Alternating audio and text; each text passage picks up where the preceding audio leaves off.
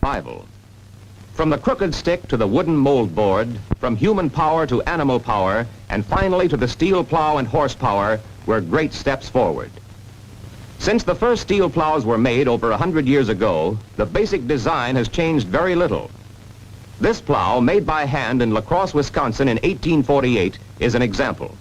It consisted of a frog, which acted as a foundation for all the other parts, a mold board, a share, and a beam to haul and guide the plow.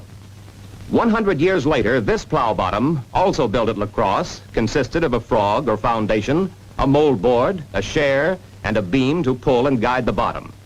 So the original steel plows have not changed much in a century. The walking plow that our forefathers used was guided by a combination of the proper vertical and horizontal hitch and a pair of handles. To make the plow run deep or shallow, the hitch point was raised or lowered.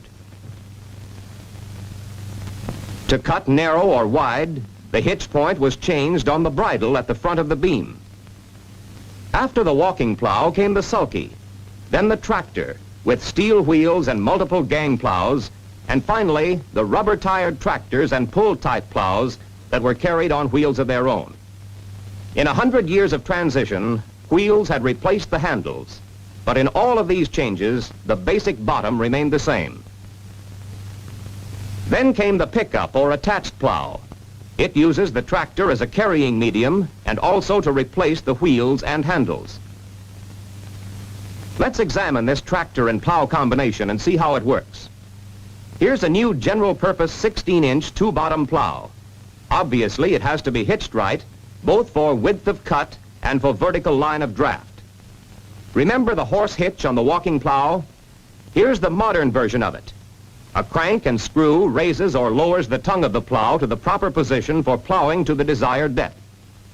To adjust the width of cut is now quite simple. Hitch to the center of the tractor and move the driving wheels to the correct width to run in the center of the furrow without crowding the wall or the turned slice. On this particular tractor, that's easy to do. Merely loosen the locking screws and let the engine move the wheels. This quick, easy change of wheel spacing is of great value for plowing, listing, cultivating on beds, even for mowing or harvesting. Now we can forget about side draft and fit exact row or bed widths without loss of time between jobs. For a two-bottom 16-inch plow, the centers of the tread should be 61 inches apart. For a two-bottom 14-inch plow, 56 inches. No bridle is necessary to offset the hitch. By centering the tongue or drawbar, the plow can be hitched to the exact width of cut and runs without side draft. On the crossbar are two collars that can be moved to allow the tongue or drawbar to be shifted for this exact setting. When 14-inch bottoms are used, the tongue is normally set 3 1/2 inches from the top edge of the left beam. This will be 4 inches when 16-inch bottoms are used. Now we're ready to go to work, so let's hitch up and plow. Notice that it requires no lifting or tugging to attach the plow. The tongue straddles the tractor drawbar. Drop in the drawbar pin and insert the hitch pin. When these hitches are made, the lift arms are ready to attach. No bolts or nuts, just pins to push through. Simple, isn't it? The plow is leveled crossways by a wing crank that changes the length of the right-hand lift link. This makes it possible to plow level no matter how deep the furrow. Remember, this plow has no wheels, and when the plow is carried, its weight is supported by the tractor. Ever since the rubber tire was introduced, it has been customary to add wheel weights to secure extra traction. Well, here is another way. Add the implement's weight to the weight of the tractor even while it is working in the field. The pickup plow weighs from 500 to 600 pounds and can take the place of many wheel weights for adding traction.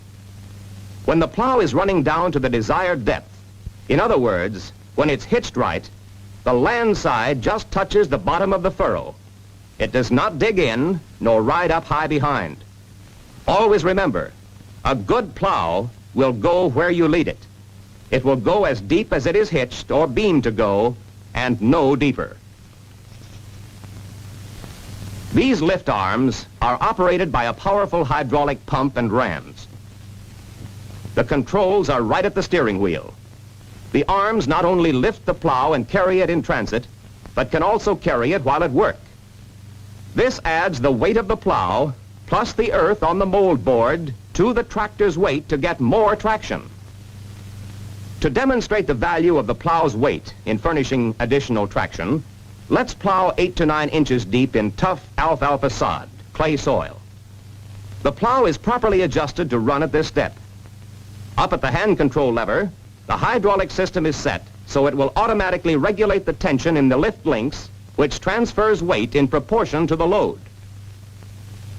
Now let's plow at the same depth without using this weight. The lift links are not carrying any load. See what happens? Too much slippage. Obviously, this is not a profitable way to plow. So let's go back and set the hydraulic control lever to take advantage of the automatic traction booster. This traction gained is a clear bonus. It results in better, faster, and easier work. Once the controls are set, the hydraulic system does the rest. The tougher and heavier the ground, and the greater the weight on the mold board, the more weight is transferred to the drive wheels of the tractor. The tractor's hydraulic system allows this same utilization of weight when you want it with many of the other attached tools, such as the pickup disc plow with its keen cutting disc blades,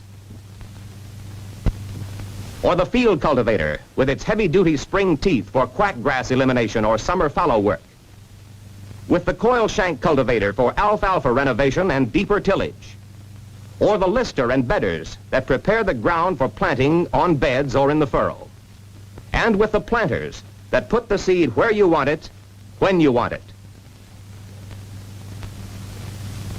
The tractor wheels can be fitted almost instantly into these rows or beds. This makes for easy steering, for better planting, and of course for easier cultivation when the crop comes up. Plowing for profit. In many districts, that's the only reason for plowing at all. But every territory has different plowing problems. In the Northwest, the stubble mulch method is accepted as the best practice. The stubble and trash are not completely buried. They're left on edge in the furrow slice. This prevents erosion, makes it easy for water to get down into the soil, and also helps to avert blowing. In the Northeast, the favored method is to ridge up the furrows in narrow lands. This also prevents washing and makes for excellent drainage. Pretty, isn't it? The people of the Great Plains and the Southwest are rapidly learning to use these crop residues instead of burning them. The Corn Belt growers also are aware that covering all of the residues left by a big crop fattens the soil and reduces next year's hatch of borers. The Southeasterners favor the disc plow, which does not cover the trash and green crop, but merely mixes it into the furrow slice. In most of our agricultural territory, however, the big demand is for coverage and complete inverting of the furrow slice so that weeds or plants being plowed under will decay to make humus and build topsoil. Today, more than ever before, we must do better plowing. We must turn back into the soil more vegetative matter to build humus and to provide a better place for precious microorganisms to work. We must plow down more crop residues and more green manure, as well as more of the barnyard variety.